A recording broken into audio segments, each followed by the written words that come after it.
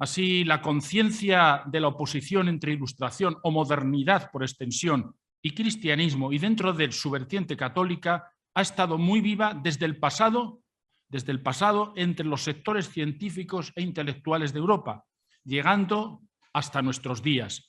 A pesar de los esfuerzos dentro de las iglesias cristianas, sobre todo a partir del Concilio Vaticano II en el caso de la católica, por suavizar los puntos de controversia e incluso más recientemente por aceptar premisas del modernismo sin mucho fruto. De esta forma llegamos hasta los frustrados intentos de aprobar la Constitución Europea de 2004 a que me refería. No es aquí lugar para desarrollar los elementos que influyeron y aún hoy influirían, incluso con mayor fuerza en su preámbulo. Seguramente si la Constitución volviera a redactarse, pues todavía el debate sería mucho más fuerte, ¿no? Sin duda alguna, dadas las circunstancias que han sido expuestas además esta tarde aquí brillantemente o esta mañana en la sala, ¿no? Sin duda tienen que ver asimismo con la crisis de identidad que vive Europa, su complejo, a veces desesperante para defender sus raíces sin ocultarlas y concederles el importante valor que poseen. Y ello, bien porque muchos han dejado de creer, no debemos de olvidar esta faceta que también ha sido expuesta aquí esta mañana, o bien porque han asimilado lo de la incompatibilidad entre la fe, la modernidad y lo que dan en considerar el progreso, o bien por una errada concepción de la tolerancia y el respeto hacia otras culturas y religiones presentes hoy en Europa. A este respecto, como expresa Reno, tal despojamiento sería también producto de la apuesta que se hizo en ambientes intelectuales influyentes y en centros administrativos occidentales tras las dos guerras mundiales, a favor de un consenso basado en rebajar e incluso borrar las convicciones fuertes de otrora, para sustituirlas por una mentalidad moldeable, desarraigada, sin compromisos fuertes ni verdades absolutas. Y cómo no, esa relectura del pasado y de nuestras raíces tendría que ver igualmente con algunas ideologías presentes en las instituciones europeas hoy influyentes, contrarias a la concepción cristiana de la vida y del hombre.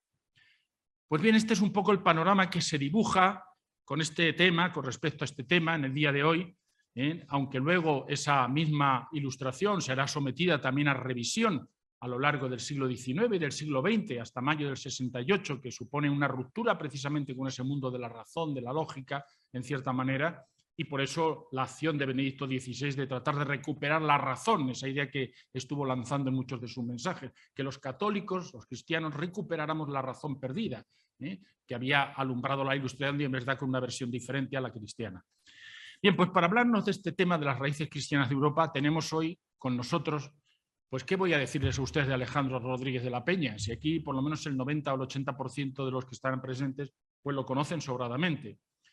Yo a nivel personal, aunque esto no incida, digamos, en su posicionamiento ante lo que él va a decirnos esta tarde, pues sé decir que es una persona que siento por él una gran amistad y además un gran reconocimiento y un gran cariño. Hay personas a las que a veces, bueno, se las aprecia por sus obras, por lo que sea, pero a lo mejor no se tiene ese cariño, ¿no? Yo tengo además cariño por él, tengo que decirlo aquí públicamente, ¿no? Y tengo que decirlo porque me parece un historiador sólido, un hombre también muy vinculado, digamos, a lo que es el espíritu del CEU, lo que es el espíritu de la asociación, y además un hombre que además añade un especial compromiso político y social. Algo que nos caracteriza, yo creo, a la gente del CEU y a la gente de la asociación, sobre todo, particularmente por ser, digamos, la madre, el origen, es precisamente ese compromiso con la vida social, con la cultura en el que estamos involucrados, a pesar de las dificultades que somos conscientes, no somos tontos de que existen y que van creciendo cada vez más, ¿no? Pues bien, él es de esos hombres que se ha comprometido desde hace bastante tiempo con este tema, con el tema de la presencia en la vida pública, de la defensa de la causa católica, de la visión cristiana del hombre y de la cosmovisión cristiana del hombre en la vida pública. ¿Cuáles son sus méritos académicos? Esos serían los personales, según yo los percibo. Pues hombre, hay algo que no le puedo perdonar del todo, que él haya cursado sus estudios en la universidad precisamente que nació para oponerse a la que yo estudié, que era la Complutense. Él es de la Autónoma.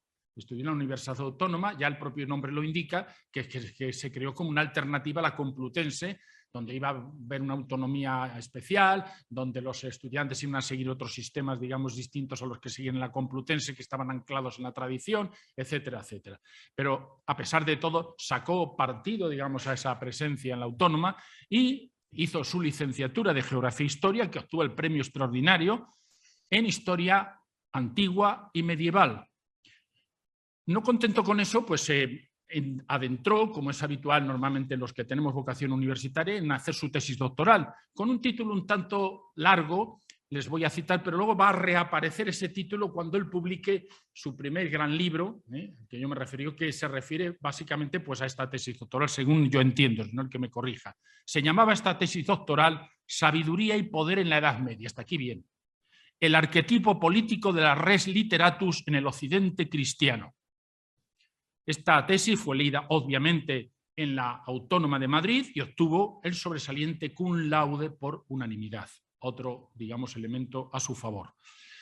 Bien, hay algo que él alardea bastante y a mí me parece muy correcto que lo haga, y es sus estancias en Inglaterra, pero no en cualquier universidad inglesa. Ya sabemos que en Inglaterra pues, hay muchos centros de estudio, sino, hombre, en las universidades de Solera, sin duda alguna la Universidad de Cambridge, una de las grandes universidades inglesas, como saben ustedes. Y ahí ha estado pues, como investigador visitante, luego ha estado también como joven investigador, traduzco un poco del inglés al español directamente, en el St. John's College y luego en el Wolfson College, también los dos en la Universidad de Cambridge.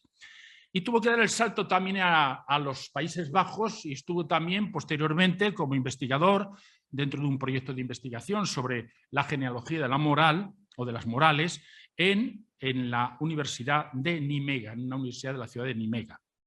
Bueno, un universitario no puede dedicarse exclusivamente a la investigación, sino que tiene la otra cara de la moneda. No digo patas, porque ahora esto es muy corriente decirlo, pero no sé de dónde viene eso de tiene tres patas, ¿no? Como si fuera una mesa, ¿no? Yo no digo patas, ¿no? Tres facetas o dos facetas en este caso, ¿no? Y una de esas facetas precisamente es la docencia. Y este hombre está curtido en la docencia porque empezó muy tempranamente sus actividades docentes. Empezó como hemos empezado todos, yo también empecé así, como profesor colaborador, doctor. Yo empecé antes que él en ese sentido porque no era doctor todavía cuando yo empecé.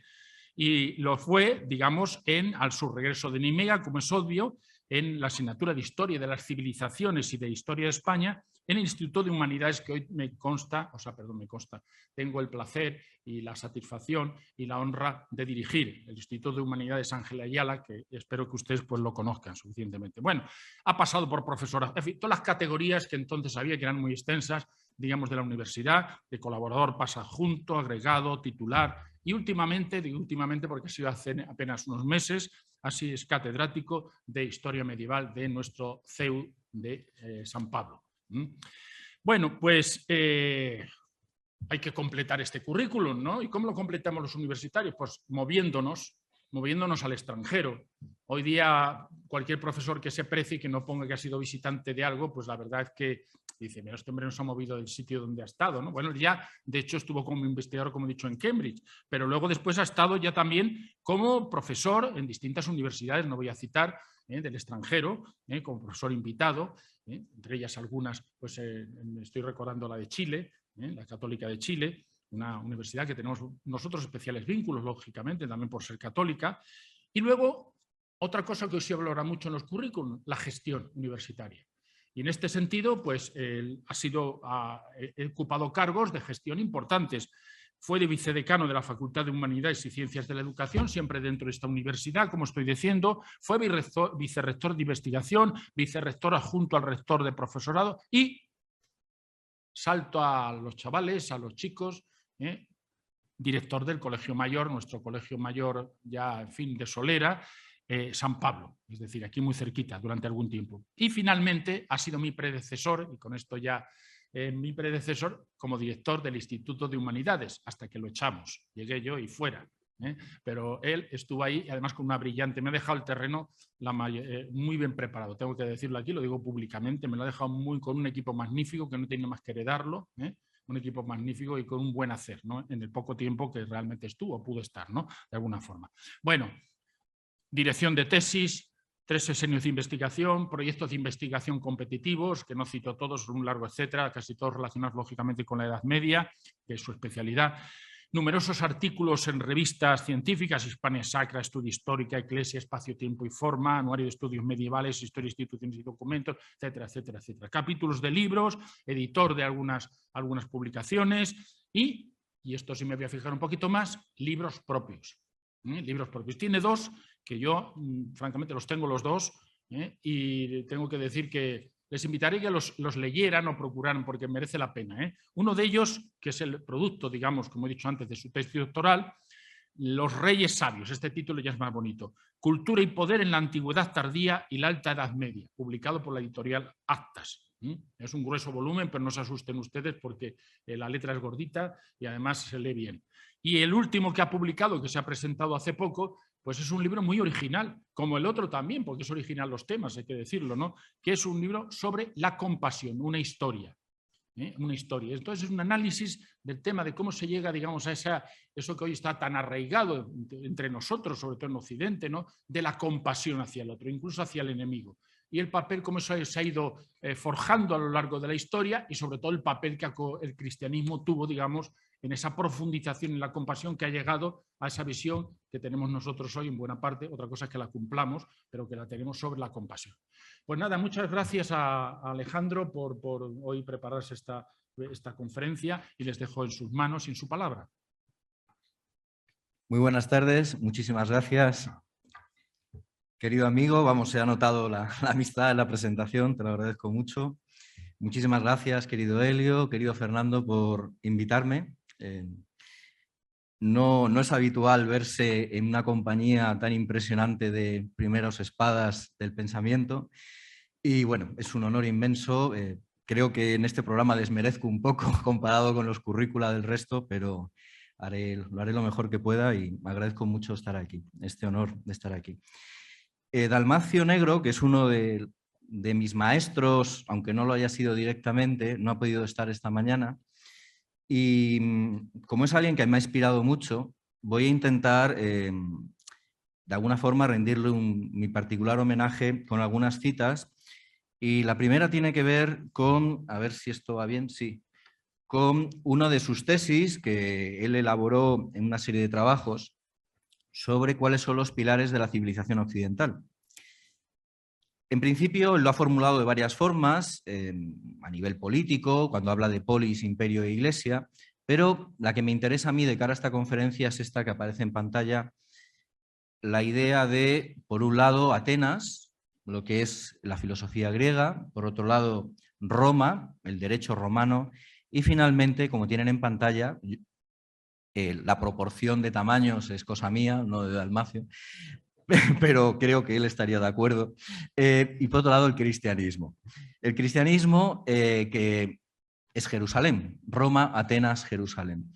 Esta fórmula, Roma, Atenas, Jerusalén, en el orden que se prefiera, esto ya es cuestión de cada uno, la importancia que le quiera dar, me parece muy ilustrativa de cara a entender cuál va a ser el planteamiento de esta ponencia. Bien, este es el esquema. Por un lado, Atenas, que encarna la sapientia, la sofía, la sabiduría. Lo voy a abordar a partir del nacimiento de lo que se ha dado en llamar humanismo cristiano. Por otro lado, Roma como derecho, lo que ha llamado Remy Bragg la vía romana, el nacimiento de Europa ligado a la herencia romana. Y finalmente Jerusalén ligado a la caridad o a la compasión, es decir, lo que llamó Pablo VI la civilización del amor. Este es el triple planteamiento de la conferencia, abordaré la cuestión desde este triple ángulo.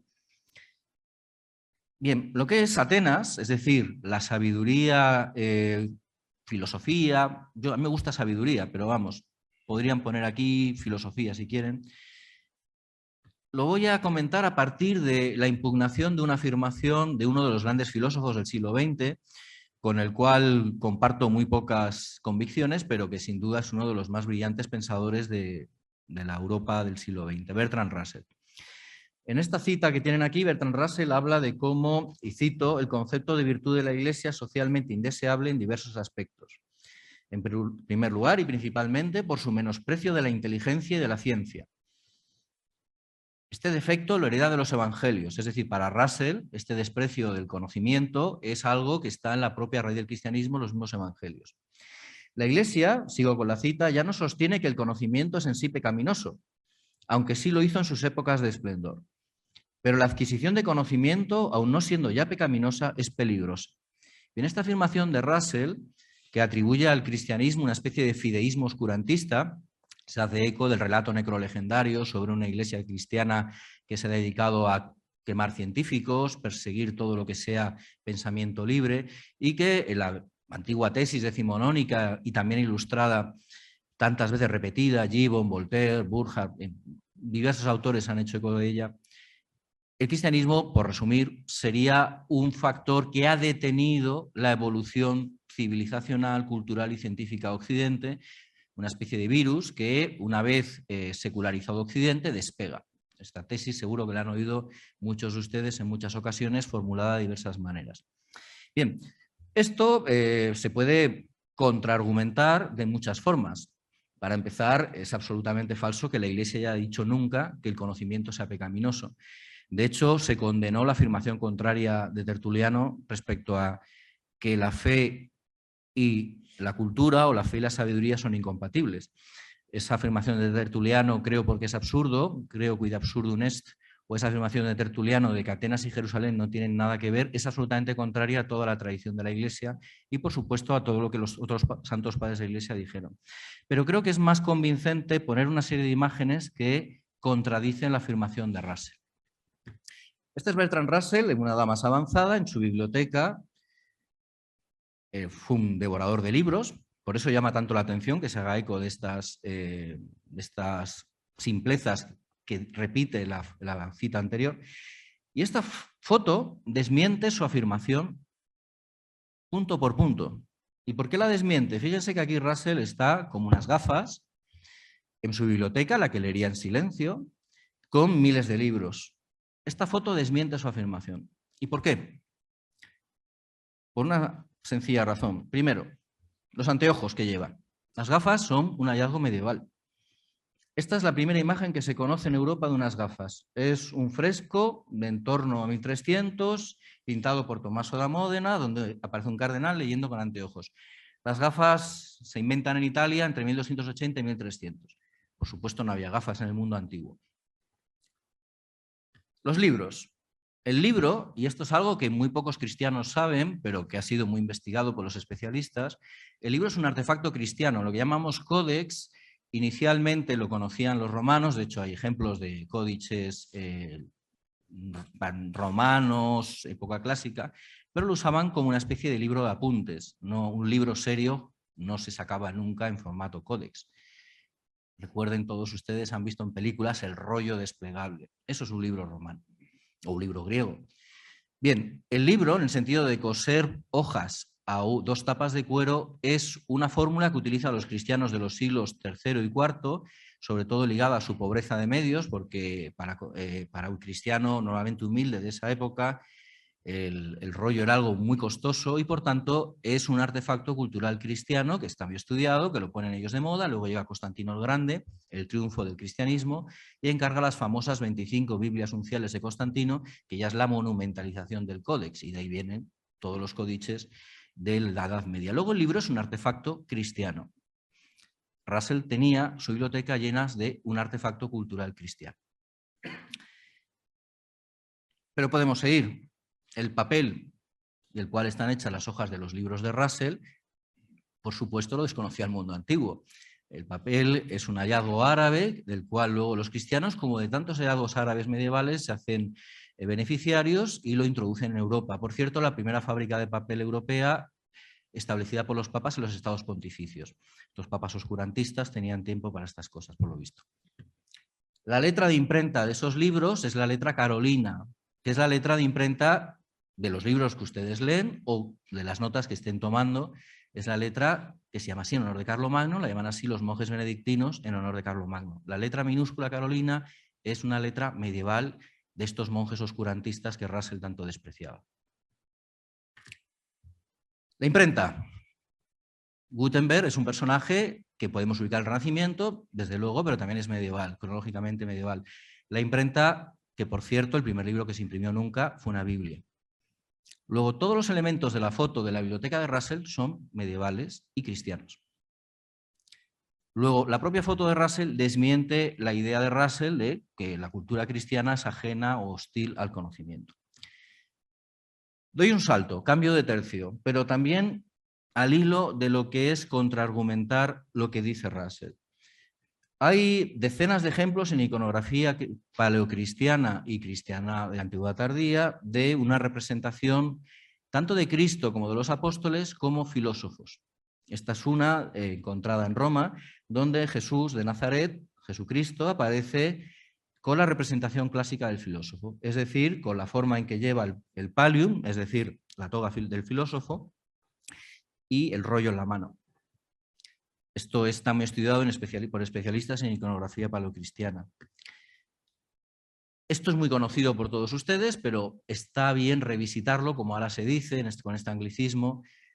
Cuando Pablo de Tarso, persona cultísima, por cierto, tanto en cultura, por supuesto, en cultura hebrea, escuela rabínica de Gamaliel, pero también buen conocedor, como han demostrado especialistas en San Pablo, de la literatura griega.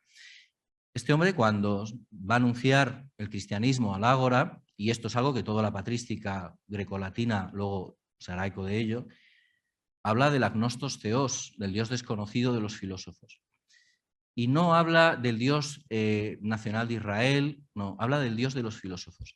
Y esto, que podría parecer un episodio puntual de los Hechos de los Apóstoles, fue desarrollado por todos los padres de la Iglesia, por todos los doctores de la Iglesia medieval y, por supuesto, por no centrarme solo en la Edad Media, que sería mi tendencia natural de medievalista, voy a brevísimamente a invocar algunos textos actuales para que se vea que la Iglesia actual esto lo sigue teniendo tan claro como la Iglesia de los 2 milenios anteriores. Juan Pablo II, la Fides et Ratio, una de sus encíclicas clave, insiste en que la filosofía es una ayuda indispensable para la fe. La Iglesia, cito, está profundamente convencida de que fe y razón se ayudan mutuamente. Una filosofía que, impulsada por las exigencias de la teología, se desarrolla en coherencia con la fe, forma parte de la evangelización de la cultura que Pablo VI propuso como uno de los objetivos fundamentales de la evangelización. Benedicto XVI, el famosísimo discurso al mundo de la cultura en la Universidad de Ratisbona, 12 de septiembre de 2006, y esto es muy interesante, subraya que el rechazo de la tradición cristiana a la violencia como forma de imponer la fe está muy ligada dentro del... Es bien sabido que cita el debate entre el emperador bizantino Manuel II Paleólogo, un emperador muy erudito, conocedor de la filosofía, y un musulmán, donde se plantea la distinta actitud hacia la violencia en Bizancio, que por cierto nunca tuvo cruzadas, las sufrió, pero nunca desarrolló el ideal de cruzada, y el Islam. Pues bien, más allá de la cuestión con el Islam, que a efectos de lo que yo quiero hablar es colateral, Benedicto XVI, ¿qué subraya? Al hilo de lo que dice Manuel II Paleólogo en este debate de 1391. Cito el texto de Benedicto XVI. Dice, en esta argumentación contra la conversión mediante la violencia, la afirmación decisiva es que no actuar según la razón, es decir, según el logos, es contrario a la naturaleza de Dios. Para el emperador, como bizantino educado en la filosofía griega, esta afirmación es evidente. En cambio, para la doctrina musulmana, Dios es absolutamente trascendente. Su voluntad no está vinculada a ninguna de nuestras categorías, ni siquiera a la de racionalidad. En este contexto, Ibn Hazm de Córdoba llega a decir que Dios no estaría vinculado ni siquiera por su propia palabra y que nada le obligaría a revelarnos la verdad. Si él quisiera, el hombre podría practicar incluso la idolatría. La convicción de que actuar contra la razón está en contradicción con la naturaleza de Dios, se pregunta el Papa, ¿es solamente un pensamiento griego? ¿O vale siempre para la Iglesia y por sí mismo? Pues la respuesta de Benedicto XVI es la siguiente. Dice, pienso que en este punto se manifiesta la profunda consonancia entre lo griego en su mejor sentido, no es todo lo griego, la tradición de la cual la patrística se hace eco, y lo que es fe en Dios según la Biblia. El encuentro entre el mensaje bíblico y el pensamiento griego no era una simple casualidad. La visión de San Pablo, se refiere en el Ágora de Atenas, puede interpretarse como una expresión condensada de la necesidad intrínseca de un acercamiento entre la fe bíblica y la filosofía griega. Aquí Benedicto XVI se hace eco de toda una tradición de padres de la Iglesia, todos ellos insisten en que la paideia griega, lo que llama San Justino Mártir la graeca veritas, la verdad griega, que el Moisés del Ática, que es Platón, según la patrística, difundió, porque aquí hay una referencia clara a la tradición socrático-platónica, debe de ser conciliada con la hebraica veritas, es decir, con el con el Platón del Sinaí. Si hay un Moisés del Ática, que es Platón, hay un Platón del Sinaí, que es Moisés. Es decir, hay una doble tradición. Todo esto lo repite Benedicto XVI en el Colegio de los Bernardinos de París, pero más allá de esto, y querría subrayar algo, Benedicto XVI apunta en el discurso en el Colegio Benedictino de los Bernardinos algo que va más allá de esta cuestión de filosofía griega en relación, o fe en relación a razón, logos y pistis en griego, sino algo que es más polémico y que él nos rehuyó y que a mí me parece que hay que recordar. Benedicto XVI apunta en los Bernardinos, el discurso de los Bernardinos, que desde von Harnack, incluso antes, pero sobre todo desde von Harnack, hay una corriente teológica que es de raíz protestante, que viene a decir que el cristianismo, para que sea auténtico, debe ser deshelenizado. Es decir, que la tradición griega contamina la pureza hebraico, evangélica. Bien, él, en mi opinión, si es que sirve de algo, siendo absolutamente fiel a la tradición de la Iglesia, a la patrística, a San Agustín, a Santo Tomás de Aquino, defiende que el encuentro entre la filosofía griega y la tradición bíblica es providencial. Es decir, no fue fruto de la casualidad. Él insiste en que esto no fue casualidad. Le cito: teniendo en cuenta el encuentro entre múltiples culturas, se suele decir hoy, se refiere a culturas no europeas, se suele decir hoy que la síntesis con el helenismo en la Iglesia antigua fue una primera inculturación, pero que esta inculturación no debería ser vinculante para las demás culturas. Estas deberían tener derecho a volver atrás, hasta el momento previo a dicha inculturación, es decir, el momento previo a lo que es la patrística, para descubrir el mensaje puro del Nuevo Testamento e inculturarlo de nuevo en sus ambientes respectivos. Esta tesis, concluye Benedicto XVI, no es del todo falsa, pero es rudimentaria e imprecisa. Esta tesis rudimentaria e imprecisa tiene que ver con que si prescindimos de esa tradición que incultura en lo grecorromano el cristianismo, nos quedamos como una pobreza que cualquier conocedor de la historia cultural de la Iglesia pues, resultará evidente. Bien, el humanismo cristiano además se incardina en esta recuperación siempre de lo grecorromano, estos renacimientos constantes de lo grecorromano. El Renacimiento italiano fue el último de muchos renacimientos, carolingio, renacimiento escolástico, especialmente significativo es el escolástico, que empieza en Chartres y luego continúa difundiéndose por toda Europa, y que tiene que ver con la idea de que la tradición cristiana, incluso en el momento de mayor pobreza cultural de la Edad Media, es aquella de enanos sobre los hombros de gigantes. Los gigantes son los grandes filósofos de la antigüedad y los pensadores cristianos escolásticos, que eran muy humildes, se consideraban herederos de esa tradición. Ellos veían más lejos porque tenían a Cristo, lo que no tenían los filósofos griegos, y veían más lejos gracias a ello. Que esto penetró hasta los últimos rincones del mundo cristiano medieval, sobre todo a partir del Renacimiento del siglo XII, es evidente, y podría dar una conferencia entera sobre el tema, simplemente una imagen. Esto está hecho por una monja alemana, Gerhard von Landsberg, se llama L'Ortus Deliciarum, año 1180, monja de clausura, es decir, no una persona que estuviera en los ambientes culturales de las nacientes universidades, una monja de clausura. Pues bien, al representar la sabiduría de su época, ella pone en el centro de este círculo no a la Virgen María, como cabría suponer, porque esta imagen parece una imagen mariana, es una mujer coronada, pues debería ser la Virgen. Y de hecho podría ser la Virgen en su faceta de trono de sabiduría, de sede sapiente. Pero no, es la dama filosofía coronada, de la cual salen los 7 ríos de la sabiduría, que a su vez es el Espíritu Santo septiforme, los 7 carismas, los 7 sacramentos, las 7 artes liberales. En concreto, las 7 mujeres que la rodean son las 7 artes liberales. Mirando las agujas del reloj, gramática, retórica, es decir, el trivium y el quadrivium. Al pie de ella no hay 2 santos ni 2 evangelistas, están Sócrates y Platón tomando notas. Y abajo del todo tenemos a los poetas, Homero, Ovidio y compañía. Es decir, una monja de clausura de 1180 que para representar la sabiduría cristiana no introduce ningún elemento explícitamente cristiano.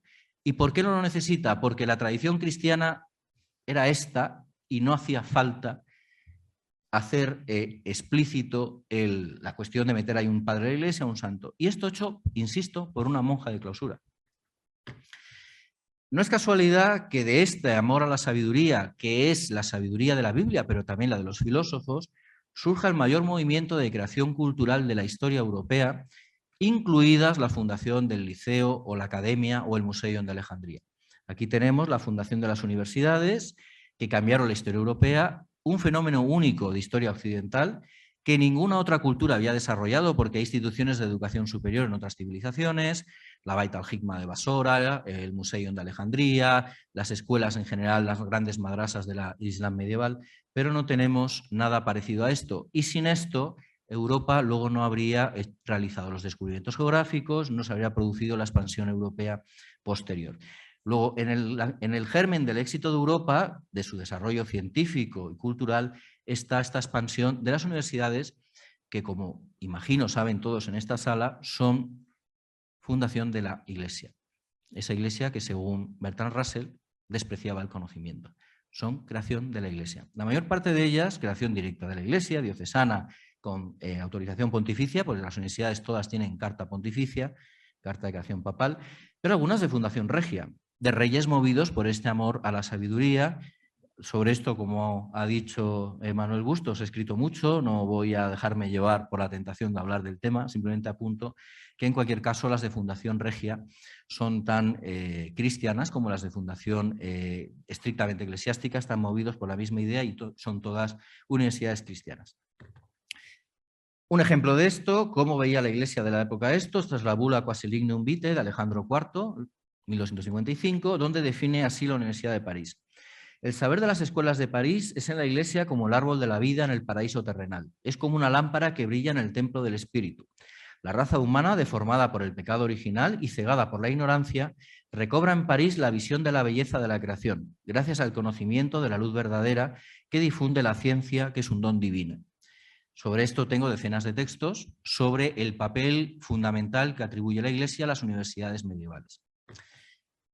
Christopher Dawson, que es uno de los grandes historiadores católicos de los últimos siglos, un auténtico sabio, explica así el papel que juega la cultura cristiana en el despegue de Europa.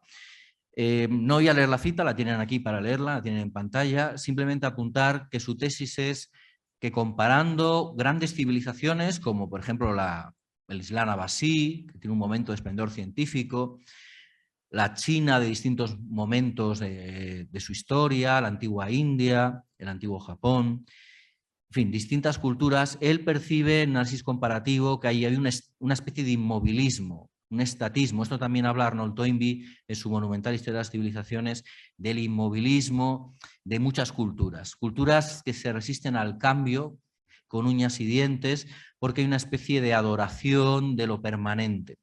Esto, en cambio, él detecta que Occidente es distinto. Occidente precisamente ha caído y sobre todo en nuestra época posmoderna, en el extremo contrario, en adorar al cambio hasta un punto que, a mi juicio, nos lleva a la autodestrucción. Pero este extremo del cambio como algo bueno en sí mismo es una idea cristiana que se ha vuelto loca.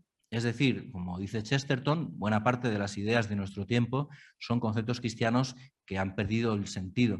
Pero originalmente la idea de que el cambio puede ser algo bueno, sanamente gestionado, sanamente engendrado, es una idea que movió a que hubiera avance intelectual en Europa. Él vincula la visión cristiana, incluso subrayando la católica, porque en este sentido el catolicismo tiene una visión de la evolución doctrinal mucho más abierta que otras confesiones cristianas, a este cambio cultural. Y esto es importante subrayarlo. Y termino esta primera parte de Atenas con Santo Tomás de Aquino, que es el que cierra ese periodo de esplendor, ese milenio que empieza con los padres de la Iglesia y que podemos decir termina con Santo Tomás. Santo Tomás insiste en algo que me parece que a veces no somos conscientes. Muchas veces de la visión de Santo Tomás de la cultura o de la teología se ha caído en reduccionismos. Etienne Gilson, que en mi opinión es el que mejor conoce en el siglo XX a Santo Tomás, explica que la actitud de Santo Tomás hacia la sabiduría, hacia la cultura, hacia la filosofía, lejos de ser este inmovilismo talmúdico de algún tomismo, que para las tablas de la ley inmutables, era algo mucho más abierto a lo que es el pensamiento, el diálogo y las diferencias de interpretación. Santo Tomás, según Gilson, la pregunta que haría al que le viniera a preguntar no es cuál es la definición de lo que es verdadero, cuál es la definición de filosofía. Estoy citando a Gilson directamente, que es una guía, a mi juicio, segura para esto. La pregunta que haría es, ¿ama usted la sabiduría? Que es la pregunta socrática. Esta sería la pregunta que haría Santo Tomás, porque el que siga a Santo Tomás lo que hace es valorar una forma de sabiduría por encima de ninguna otra, que es la sabiduría contemplativa, es decir, la contemplación de la verdad en una contemplación que lleva a lo que, y vuelvo a citar a Benito XVI, ya antes como Ratzinger, como Karen Ratzinger, al gaudium de veritate, a la alegría por la verdad, a una paz interior que da la alegría por la verdad que produce la contemplación de la sabiduría. ¿Y a qué voy con esto? A que el verdadero legado de la civilización medieval, más allá de este legado técnico-científico que produjeron sus universidades, y con esto cierro la parte de Atenas, es que la sabiduría por sí misma, propter se ipsam, por sí misma, y la propia vida de Santo Tomás, al cual conmemoramos en todas las universidades católicas y a veces nos olvidamos de su mensaje, la sabiduría por sí misma merece la pena dedicarle una vida. Él no hizo nada útil en su vida. Este utilitarismo de la sabiduría, de la ciencia, no puede ser más contrario al espíritu de la Universidad Católica. Él no hizo nada útil en su vida más que estudiar. Y eso, dice Gilson, es lo auténticamente tomista, ese amor de la sabiduría por sí mismo. Bien, paso a Roma, a la vía romana. Nadie mejor que Dante, al cual hemos conmemorado su centenario el año pasado, para guiarnos en el camino hacia entender en qué consiste esto que Remy Bragg ha definido como la vía romana. ¿Qué nos dice Dante? Que la referencia, y esto es la base de Europa, esencial de la civilización occidental, más allá de Atenas y de Jerusalén, es el legado romano. Lo dice con palabras bellísimas en Purgatorio, en la comedia, la Divina Comedia, donde dice que, y lo dice alguien que está siendo guiado por Virgilio en el Purgatorio y en el infierno, y esto, por supuesto, es un símbolo de lo importante que era Roma para Dante, dice, aquella Roma donde Cristo es romano. Aquí está la cita en italiano. Para Dante, como para buena parte de la tradición medieval, la Roma de Augusto, que es la época de la paz romana en la cual Cristo elige nacer, porque para un cristiano Cristo no nace por casualidad en la época de Augusto, elige nacer en ella. Pues bien, esta Roma es la Roma que es la referencia de todo cristiano. Esta Roma de un imperio que ha llevado la paz al mundo, una paz universal, como dicen tantos cánticos que conmemoran la Epifanía o el nacimiento de Cristo. Dice en el Convivio, en otra obra Dante, cito a Dante, no ha habido ni habrá nunca un pueblo tan dulce como el romano en el ejercicio del señorío, más firme en su conservación, más sutil en su adquisición. Dios ha elegido a este pueblo para este ministerio. Y si tomamos en consideración su juventud, desde que el cónsul Bruto la emancipó de la monarquía hasta que César alcanzó el principado, descubriremos que Roma fue exaltada no por ciudadanos humanos, sino divinos, en los cuales ardía un amor no humano, sino divino por ella. Y esta gran infusión de amor desde el cielo no pudo ser ni puede ser sino debido a un fin muy particular dispuesto por Dios. Y en verdad soy de la firme opinión de que las piedras de las murallas de Roma son dignas de reverencia y el suelo sobre el que se alza más excelso de lo que se puede decir con palabras. Esta sacralización de Roma en clave cristiana tiene una gran objeción, que es el legado de Roma de carnicerías y masacres en su expansión imperial o la propia persecución de los mártires por parte de los romanos. Pero de esto hablaré luego cuando veamos Jerusalén. Luego veremos qué objeción se puede hacer al papel de Roma. Pero la Roma de Augusto o de los antoninos, la Roma que llevó la paz al mundo, tiene mucho que ver con algo que es el legado del derecho, y sin derecho romano no habría Estado, ni el orden público, el sentido de lo público como lo conocemos. Y aquí les supongo a todos muy bien conocedores del papel del derecho romano en la historia europea, pero simplemente una cita, siglo XII, esto no es Renacimiento italiano, ni épocas, esto es de pleno siglo XII. Juan de Salisbury, que es probablemente el pensador inglés más importante del Renacimiento del XII, dice lo siguiente, en su Policraticus, que es su obra clave. El derecho romano es una cosa santísima, rex santísima, dice el latín, y su supresión es un acto de sacrílega tiranía, equivalente a la destrucción de los libros de la ley de Moisés por el rey Antíoco. ¿Por qué dijo esto? Porque el rey Esteban I de Inglaterra había prohibido la enseñanza del derecho romano en la Inglaterra anglo-normanda. Luego esto, ¿por qué lo pongo? Porque no es cuestión solo de Dante, es algo que es común a una tradición medieval. El especialista inglés en el Policraticus, Clement Webb, explica así esta visión del derecho romano. Dice, esta visión del derecho romano como una cosa sagrada se enlaza con el profundo sentido que tiene Juan de Salisbury, en inglés, de la significación espiritual de la unidad de la civilización cristiana bajo la ley romana universal y la potestad universal del sucesor de Pedro, en tanto que una ordenanza divina contra las tendencias particularistas de los diversos reinos nacionales cuya causa se apoyaba más en la fuerza que en la razón o la revelación. ¿A qué hace referencia esto? A que el derecho romano no solo nos da un legado de Estado, la idea de Estado, de orden público, de la cosa pública. También es un legado de unidad europea. Universalismo católico inicialmente, hoy día podríamos hablar unidad europea. ¿En qué sentido? En que el legado romano, y este mapa habla por sí solo, es un legado evidentemente fundamental, el legado de la unidad civilizacional, el latín primero, el imperium, y luego el cristianismo. No se olvide que el cristianismo es un legado de Roma, no hubiera sido posible la iglesia cristiana que se expandiera sin la romanidad previa y la coinea helénica también, pero hay una aportación que hay que añadir a la romana, que es la romanidad medieval. El imperio romano medieval siguió existiendo. Hubo imperio bizantino, segunda Roma, hubo tercera Roma, la de Carlomagno, la de Quisgrán, y la de Carlos V, no se olvida aquí a Carlos V. Y esta romanidad medieval es la que de verdad construye la Europa que conocemos. Si comparan los mapas, al lado tienen el mapa de la Unión Europea con las fases de adhesión. Ahora verán por qué he elegido el mapa con esos colores, ahora lo voy a explicar. Verán que la mitad de la Unión Europea actual no fue parte de Roma. Ni Irlanda, ni Noruega, ni Dinamarca, ni Polonia, ni Hungría, ni Austria, ni buena parte, casi toda Alemania, fueron parte del Imperio Romano, y seguro que me dejo algún territorio. Bien. ¿Cómo llega la europeidad a esa media Europa que queda fuera de la romanidad?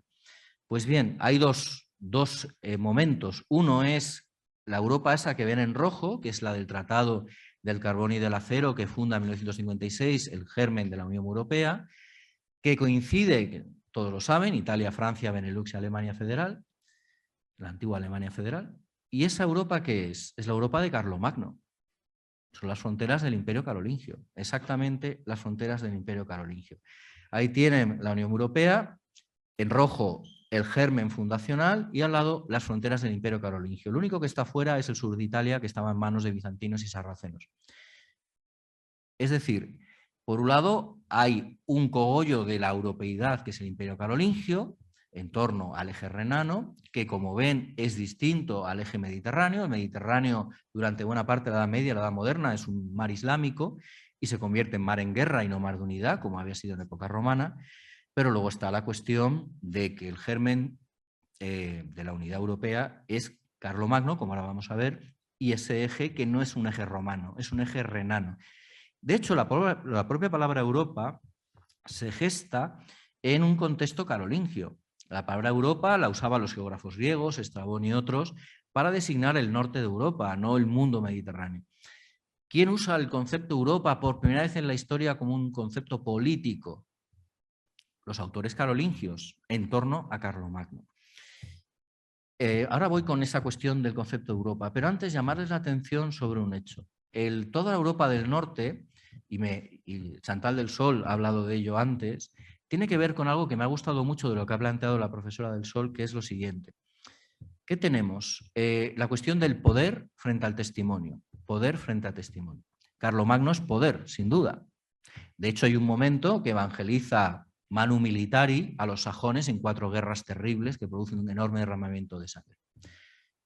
Luego cambiará, pero esto no viene a cuento ahora. Carlomagno presenta ese arquetipo de poder del cual nos ha hablado, con el peligro que ello lleva al cristianismo, un cristianismo que ya no es libremente difundido, sino se lleva con violencia. Pero me gustaría llamar la atención sobre el hecho de que el mundo romano se hizo voluntariamente cristiano, sin coacción, pero también toda esta Europa del Norte se hizo libremente cristiana. Irlanda se hizo cristiana porque un antiguo esclavo llamado Patricio decidió volver al lugar donde era esclavizado y solo convierte Irlanda. Escandinavia entera se convierte porque monjes benedictinos que van en oleada los van asesinando, martirizando hasta que uno consigue convertirlos. Y así se convirtió todos los países escandinavos. Polonia, Bohemia, Hungría, todos esos territorios son fruto de libre conversión. Nadie los invadió para cristianizarlos. La excepción serían los países bálticos, que sí hay una violencia de la orden teutónica.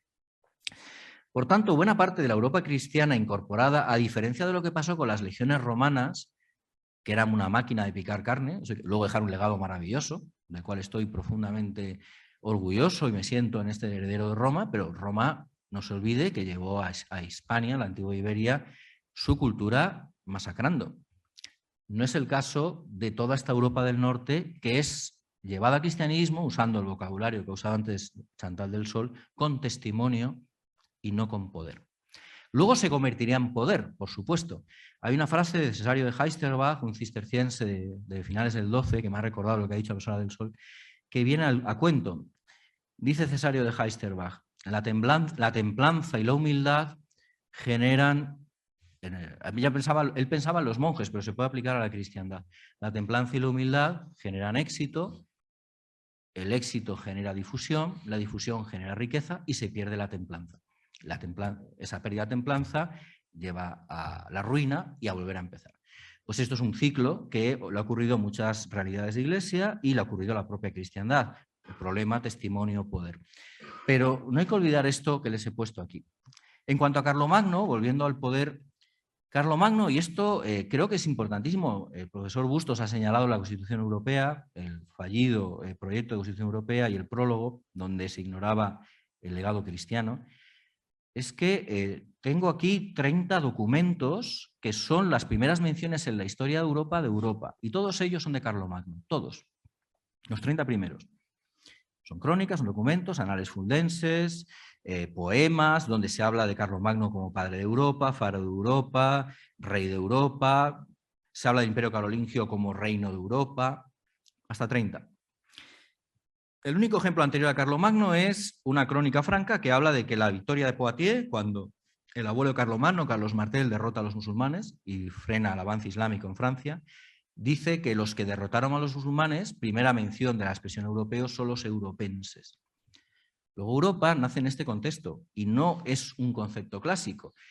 Que Giscard d'Estaing y otros consideraran que se podía explicar el germen de Europa sin mencionar el cristianismo, como ya explicó en su día y se ha citado San Juan Pablo II, no solo es una barbaridad desde el punto de vista del presente, es una barbaridad histórica. Los benedictinos, por tanto, llevaron no solo el latín, el vino y el aceite al norte, llevaron ideas que conectarán ahora con lo que voy a hablar de Jerusalén, que es el tercer punto, personajes como San Gerardo, que evangeliza Hungría, San Adalberto de Praga, San Popo, que evangeliza Dinamarca, llevan mansedumbre, llevan el ideal de Pax benedictina, y no se olvide que esos pueblos sacrificaban niños. No se olvide que, por ejemplo, Islandia, cuando los vikingos islandeses negocian su conversión al cristianismo, negocian que se mantenga el infanticidio femenino como una petición, son pueblos que realizan barbaridades de todo tipo, infanticidio, sacrificio. Y todo eso terminó porque se incorporaron a la civilización del amor. Una frase de Pablo VI que alguno ha considerado absolutamente irreal, pero el historiador de la Edad Media sabe que detrás de ello hay toda una historia. Cito de nuevo a Dalmacio Negro. Dice Dalmacio Negro: si finalmente terminara esta generación por condenar al olvido estas raíces cristianas de Europa, en una suerte de damnatio memoriae Christianitatis, el europeísmo nunca dejará de ser lo que desgraciadamente todavía es decir, una ideología un tanto vaga y confusa, centrada en un humanitarismo pacifista que, al no estar inspirado en una tradición creadora, apenas cumple la función de rellenar formalmente el hueco de las fenecidas ideologías. Los padres fundadores de Europa eran católicos, de hecho hay varios beatificados, a veces, y esta Europa que se enfrenta al desafío de la guerra de Ucrania, debería recordar estos principios. Y termino con Jerusalén. Muy brevemente, pero esto es muy importante porque de las tres cuestiones, esta es la específica cristiana, plantear cuál es el papel de Jerusalén. Evidentemente, lo primero que viene a la cabeza es la fe en la redención de Cristo en cruz, esto es lo esencial del cristianismo, que no se nos olvide nunca. Conceptos, los ha mencionado antes Helio, citando al cardenal Newman, como expiación, culpa y sacrificio. La idea de pecado original. Si todo esto se olvida, lo que les voy a hablar de la compasión no tiene sentido, porque se vuelve humanitarismo, es una banalización de la compasión. No es la misericordia cristiana. La misericordia cristiana parte de una serie de presupuestos como expiación, culpa, sacrificio, pecado original, y si no hay esta visión antropológica, lo que es humanitarismo vacío.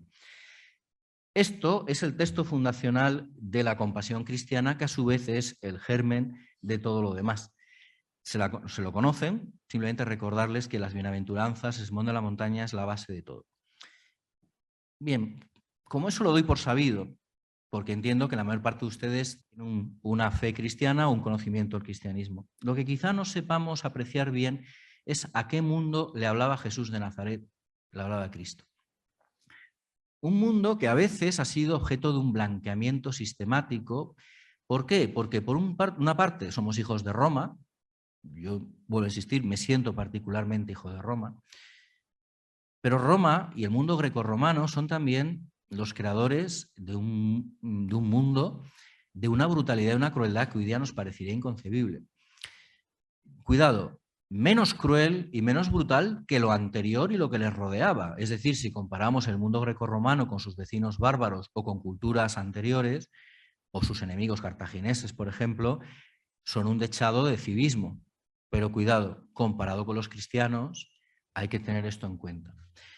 Datos, simplemente ahora voy a ir a imágenes y datos sueltos para intentar componer con 3 brochazos, y lo siento, porque ya se me estoy quedando sin tiempo, qué mundo era.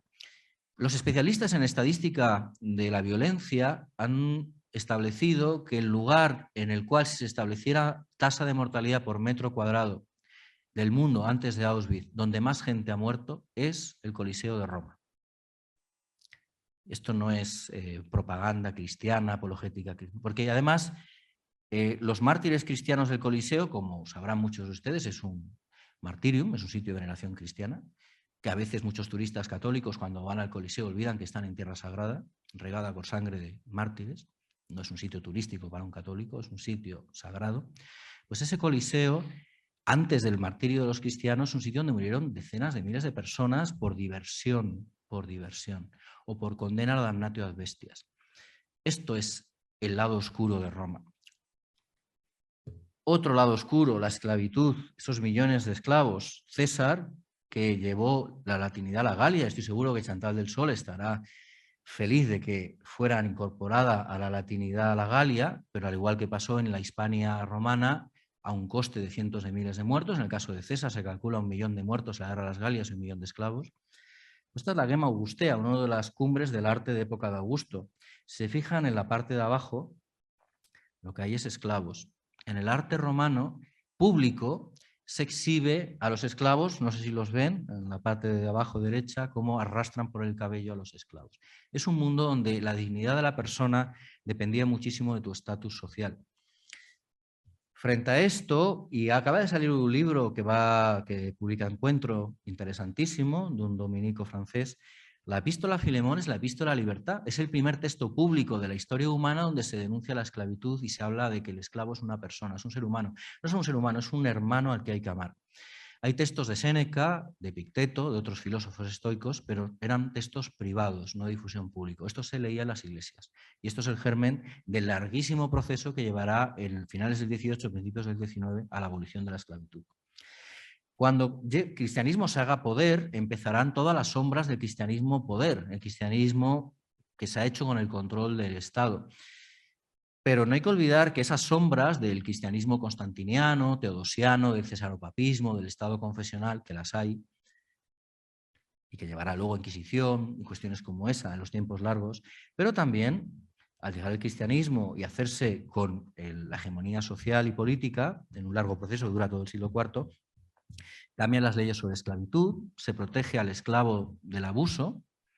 Es verdad que unas leyes de Adriano anteriores, pero nada que ver con la protección que les brinda Constantino.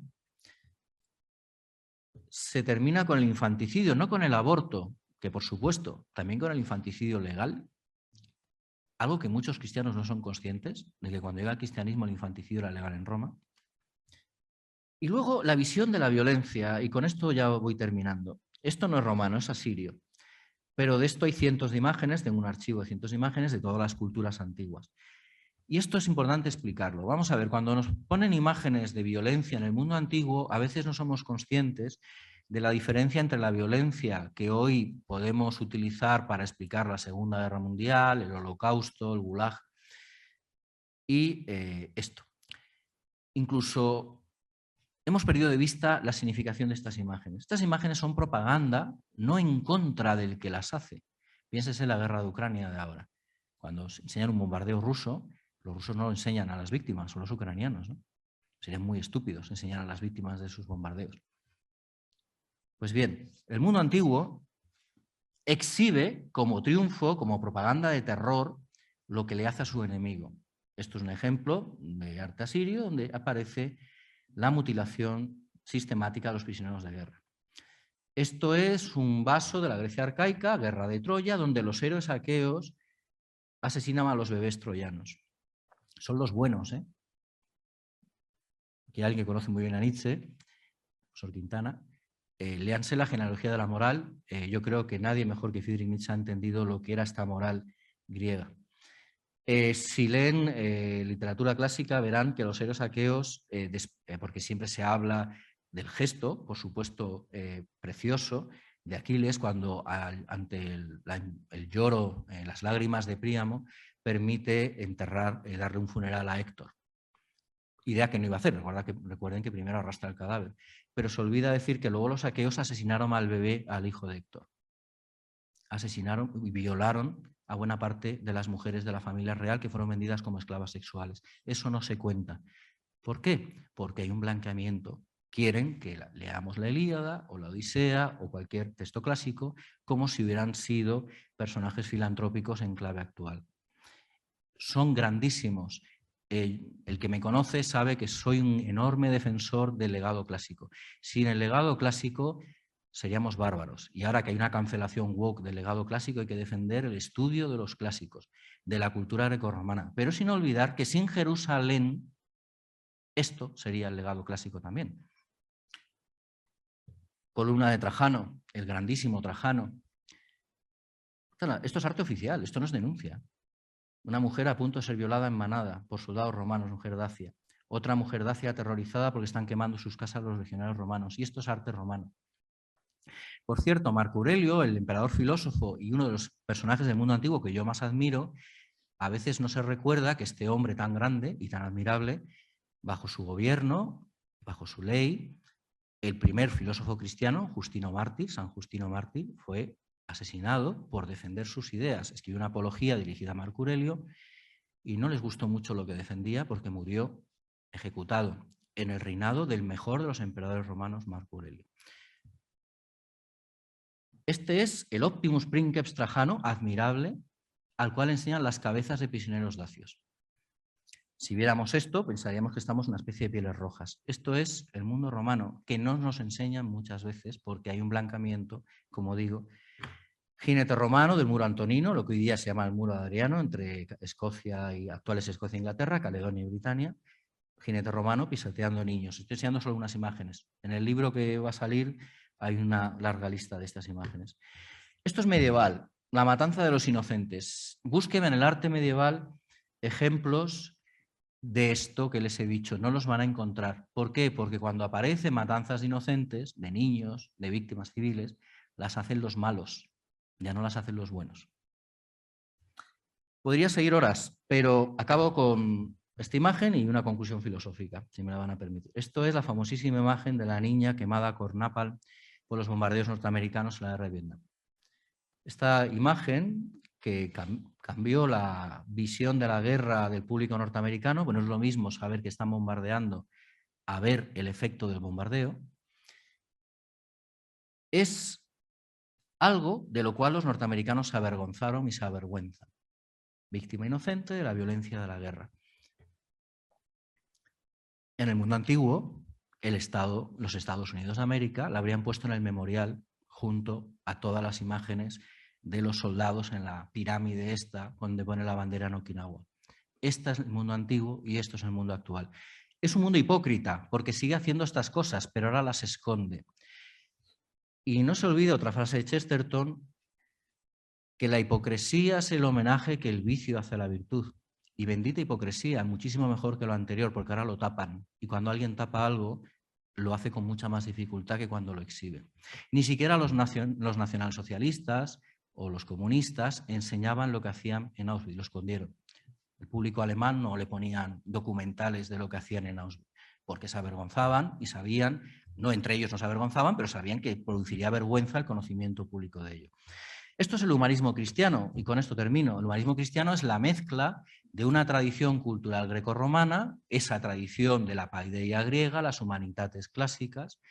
Somos herederos los cristianos de Platón y de Aristóteles, y ahora que los quieren cancelar los católicos deberíamos defenderlos porque son nuestro legado también, Platón y Aristóteles, y si no lean Patrística y verán que no es una idea mía, por supuesto también están Santo Tomás y San Agustín, pero cuidado. Cuando hablamos de humanismo, expresión muy tardía en castellano, y lo pongo, Menéndez Pelayo, año 1875, por cierto, intelectual católico, Menéndez Pelayo, el que da curso a la palabra humanismo. Lo digo porque le he oído a algún católico decir que humanismo cristiano es un oxímoron, como si hubiera que elegir entre humanismo y cristianismo. Claro, si el humanismo es naturalista, por supuesto que no puede ser cristiano, pero el auténtico humanismo es cristiano porque es un invento cristiano. El humanismo, en la doble acepción, el humanismo a secas, solo el cultural, literario, es clásico. Pero el humanismo en su segunda dimensión, que es la filantropía, en el sentido de humanitas, de humanidad, aunque tiene un precedente estoico, se encuentra en Séneca y otros autores, pero la dimensión que nosotros consideramos es un legado de la compasión de los evangelios. Por tanto, humanismo cristiano es las dos cosas, legado clásico y compasión, una ética de la compasión. Cuando se pierde ocurre lo que Henri de Libac explica, creo, de una forma maravillosa en ese libro que recomienda a todo el mundo, El drama del humanismo ateo, que es que el hombre lobo para el hombre, el homo homini lupus, regresa. El antihumanismo, ¿a qué lleva? A la ley de la selva. Y como no necesito convencerles, espero, de esto, que la ley de la selva tiene que ver con la voluntad de poder y el fin de las éticas compasivas, que son objeto de una crítica por los maestros de la sospecha destructiva, por supuesto basada en una verdad, que es que se haya vuelto hipocresía burguesa. Los maestros de la sospecha denuncian algo que es real, la hipocresía burguesa del 19, esa ética compasiva convertida en hipocresía burguesa, sin duda, pero esa crítica destructiva destruye todo. Es un nihilismo que lleva a esto. Ya sé que es facilón, pero el dato es incontrovertible. Las ideologías ateas, los nacionalismos, el comunismo, religiones políticas, el nazismo, generan estas cifras. 120 la acepción más prudente, 170 los más exagerados, de civiles desarmados. Este es el resultado. ¿Que el cristianismo tiene a su espalda la Inquisición y cosas por el estilo? Sí. ¿Que poder y testimonio son un problema de los cristianos, como ha salido la mesa de esta mañana? Sí. Pero esto se ha hecho en una sociedad secularizada y descristianizada. Me permitirán, al menos el beneficio de la duda, cuando yo establezco una relación causa-efecto entre descristianización, secularización y genocidio. Muchas gracias por su atención.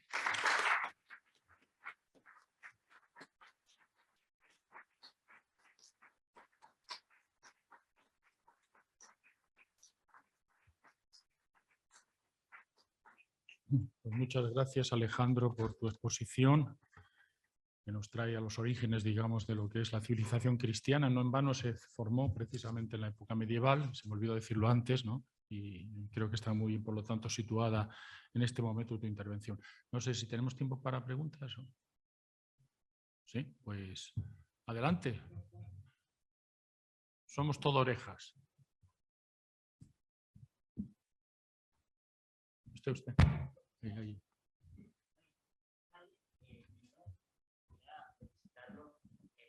Profesor Alejandro, gracias. Felicitar al profesor Alejandro por su nuevo libro y también ahora como codirector de la sección de historia del programa La Caverna de Platón, del que soy ha sido oyente, de verdad me alegra mucho que esté ahí. Yo le quería preguntar lo siguiente. Y bueno, a pesar de que Carl Schmitt decía que vivimos en esas épocas, la época del fin del Estado, ¿no? Es cierto que todavía existe el Estado, ¿no? Que es una realidad. Y que el Estado también ha monopolizado de alguna manera el tema de dialéctica entre trono y altar. Lo que yo quería preguntarle es si existe o si usted considera que existe todavía algún resquicio de esa dialéctica entre trono y altar propiamente medieval en los tiempos de hoy, y si este fin del Estado es quizás una oportunidad para que el altar bueno, vuelva a oponerse a esa potestad que monopolizó el Estado. Bueno, si lo hablamos en términos estrictos de trono y altar, ya no, porque no hay trono y el altar ha sido reducido a lo privado, ¿no? Si hablamos de la dialéctica Estado y conciencia religiosa, está más de actualidad que nunca, porque el Estado desde hace siglos ha decidido, el Estado minotauro de Bertrand de Juvenel, invadir la esfera de la conciencia de lo religioso. Luego, no puede estar más de actualidad. Ahora ya no en términos trono y altar, sino Estado frente a conciencia religiosa o libertad de conciencia, como se le quiere llamar. O para mí sigue vigente, pero en otros términos.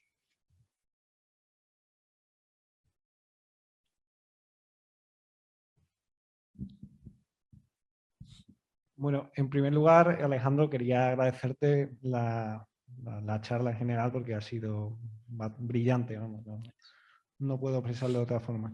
Bueno, yo quería que me aclarases dos puntos. El primer punto es sobre el concepto Europa, que comentas que tiene su origen en Carlomagno, ¿no? Pero claro, yo hasta lo que tengo entendido que eres el concepto en sí, el primero en mencionarlo era Heródoto, ¿no? Como concepto geográfico. Entonces, bueno, quería si pudieses ahondar en ese punto, ¿no? Porque, claro, me surgen ahora las dudas, ¿no? Yo tenía entendido que era Heródoto y además surgía, bueno, pues todo esto del mito del rapto de Europa y tal.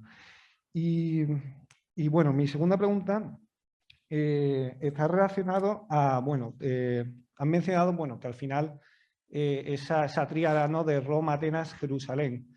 Sin embargo, bueno, pues filósofos del siglo XIX, pues dígase sobre todo Nietzsche, también alaba mucho la cultura greco-latina, ¿no?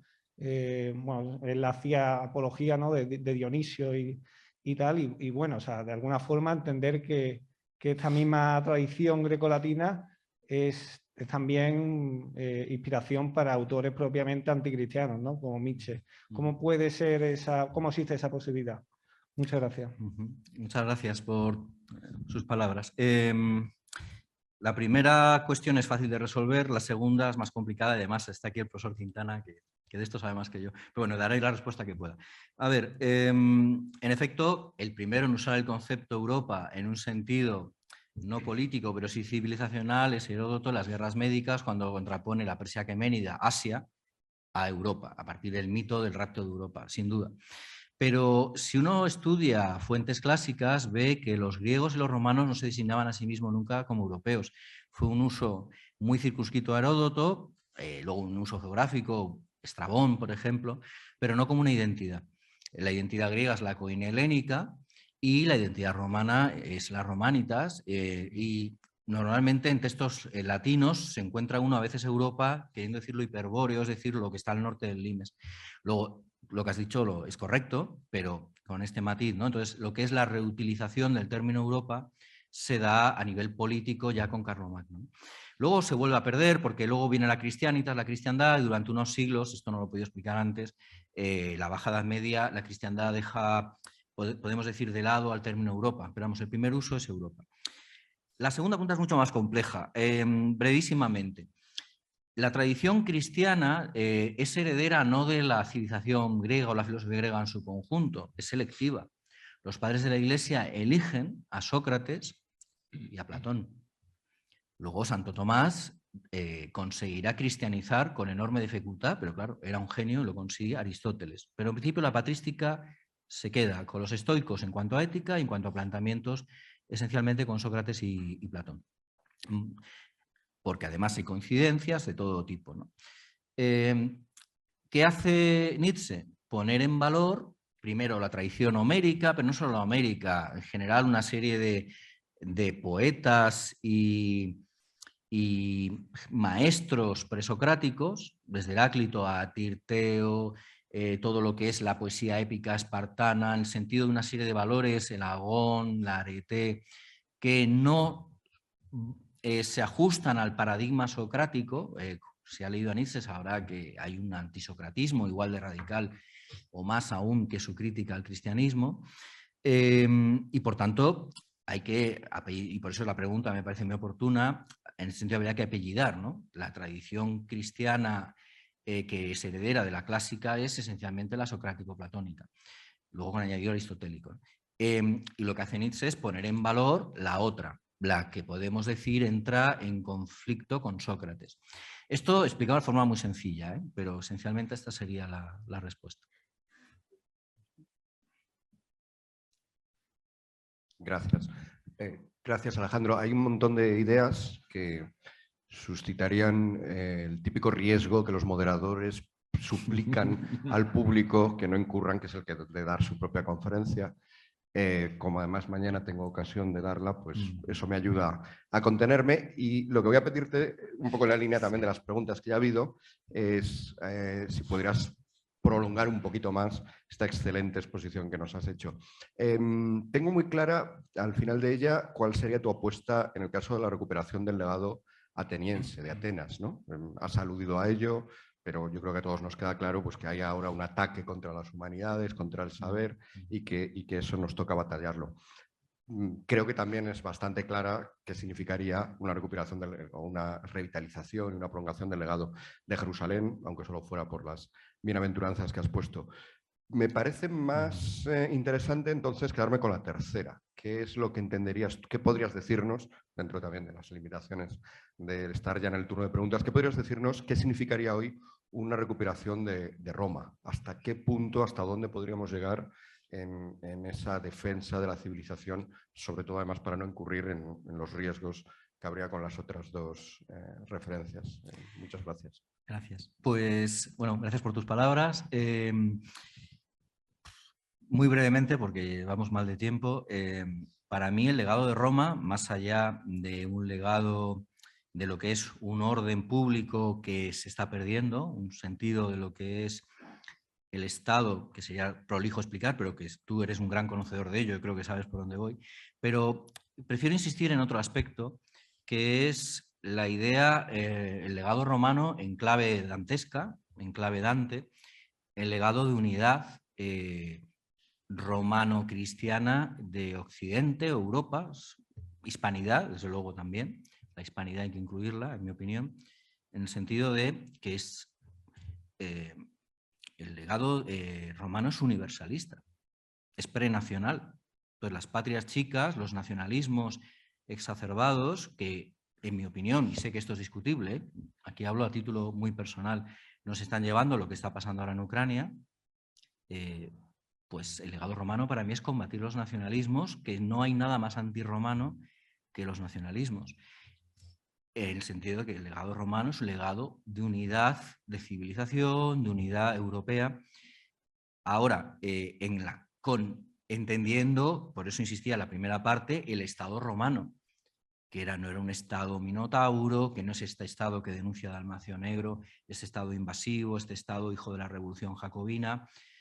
Claro, sino lo que nos queda es un Estado mundial absolutamente espantoso, la araña universal, ¿no? Entonces, el Estado en su acepción original romana y el universalismo. Esos serían los dos legados de Roma que creo que están muy olvidados incluso entre los que defienden ideas de este tenor, ¿no? Este sería un poco mi apunte, pero vamos, como has dicho, tenemos poco tiempo, es simplemente un flash. Other questions? ¿No? ¿Una pregunta? Pues nada, cerramos entonces la sesión a las 8, está la siguiente, ¿no? Ay, perdón, a las 18, perdón, a las 18 horas. Perdón. Son los efectos de no dormir la siesta, pero bueno, así que pues muchas gracias por su asistencia y volvemos a vernos dentro de unos días.